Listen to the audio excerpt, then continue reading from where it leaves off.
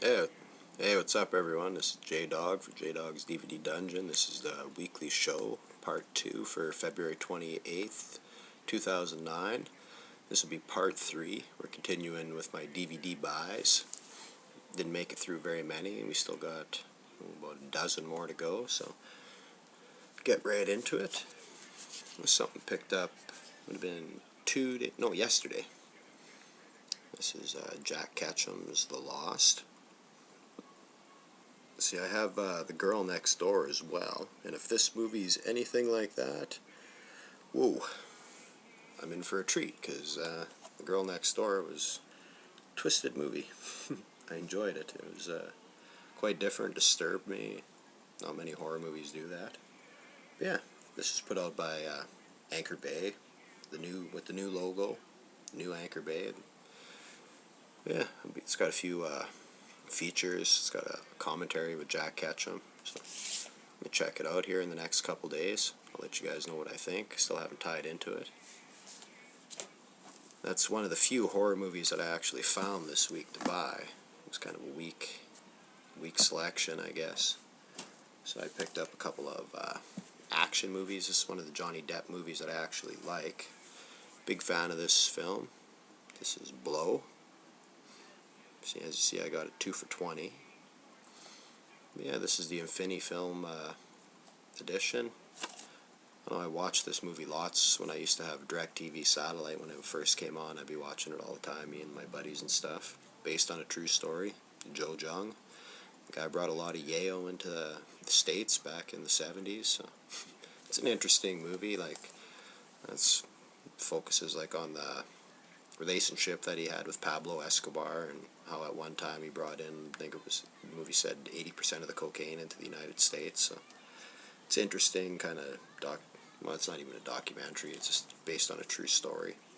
Yeah, Depp does a good job in it. I enjoy the movie. But since I had to get 2 for $20, I checked out this one as well. It's got Val Kilmer. This is Thunderheart. Siskel and Ebert give it 2 thumbs up. J-Dog said it's not a bad movie as well. He used to watch it back in the day. I haven't seen it for a while, though. But from what I remember, some shit goes down on a reservation in the States. And you got Val Kilmer. I think he's a half-blooded Native American, and he's working with the FBI. Goes in, tries to find out what's going on. I'd have to watch it again to really say more about it, because it's been probably 10 years since I seen it. But I'd recommend you watch it. It's a good watch. I enjoyed it. Probably still enjoy it. I'll have to watch it again to find out, though. But it's put out by Sony TriStar Pictures, if you want to track that down. And this, I don't know, I bought this just for the fuck of it, because it's 80s movies, and I like 80s movies. Never seen either of these, but I've heard about them. Something different. This is Eddie and the Cruisers, and Eddie and the Cruisers 2, Eddie Lives. Yeah, some rock and roll kind of drama movies. I have to check them out. This is from MGM. This is under the Totally Awesome 80s kind of set. Not a big fan of the cover art, but it's a double feature for... I was going to buy Eddie and the Cruisers 2, and then I looked behind it and seen this. I'm like, wow, same price. It's got both movies, so what the fuck? I'll check it out. Something for the collection. It's an 80s movie, hey? I'll watch them. Yeah, got a few other things. I picked all these up at the retail store, so I paid out the ass for them. Everything was at least $14 plus. But this is kind of cool. I always liked this movie. I'm a big fan of war movies like Full Metal Jacket and Platoon. And I think a lot of the stuff they did in the 80s. Apocalypse Now was a good one. This is Hamburger Hill. This is 20th anniversary edition. I like the cover on it. It's cool. War at its worst. Men at their best. Yeah, I couldn't really read it backwards. Yeah, this focuses on these soldiers trying to hold a certain hill. What the hell was it? Hill 937. Yeah, in Vietnam in 1969. Hill 937. It says 10 days, 70% casualties for the guys that held this hill during the Vietnam War, being invaded by the Viet Cong. But It's got a lot of special features. It's got like commentaries, Hamburger Hill, the appearance of reality. So like where they filmed it and how they made it look real, like where they were actually in Vietnam and a lot of the effects they used. It's newly remastered. It's got 5.1 Dolby Digital, interactive Vietnam War timeline included in this. So something different. Like I know a lot of you probably seen this movie. It's a good one. If you're into war movies, if you haven't seen it, I suggest you check it out. I give it the thumbs up. It's got my approval.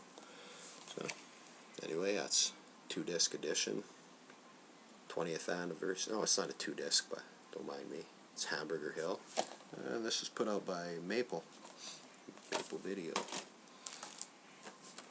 This is the last one I got at that store. This is a Troma release, actually. It's a 13th anniversary 2-disc edition.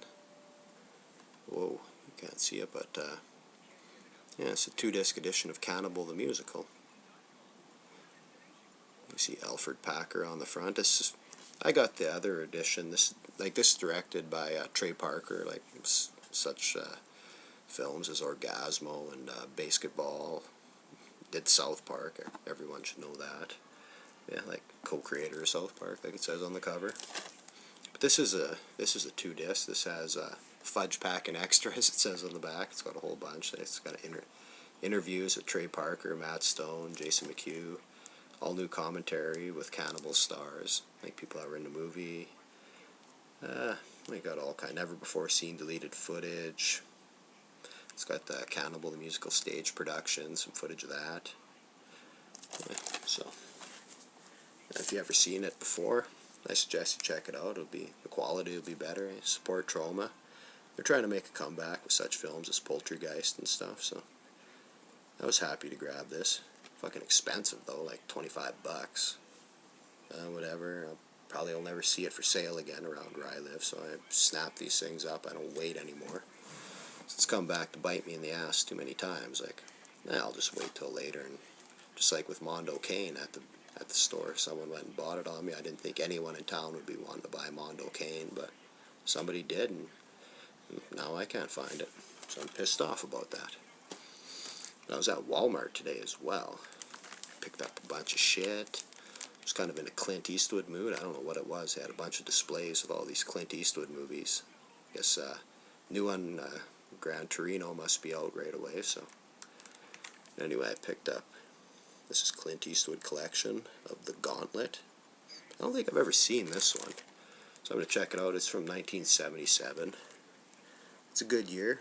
It's the year J-Dog was born, so it's good stuff. You see some explosions on the back, Clint and the women. That's probably classic Eastwood. I'm going to check it out. I'm looking forward to getting into a little marathon of Eastwood movies, actually, because I got a bunch to go through. This is another one from the Clint Eastwood collection. This is Tightrope. Now this one I have seen. I've been looking for this one for a while. I really enjoy this one. This is A Cop on the Edge, it says. It's a tagline on it. But if I remember, this is like a serial killer, and he's tormenting Eastwood, kind of trying to set him up and stuff, if I can remember. I haven't seen this since I was a kid, but I know I watched it with my dad a few times and stuff, and it's always stuck with me, this movie. I like it. Can't wait to rewatch it. Yeah, it's Tightrope.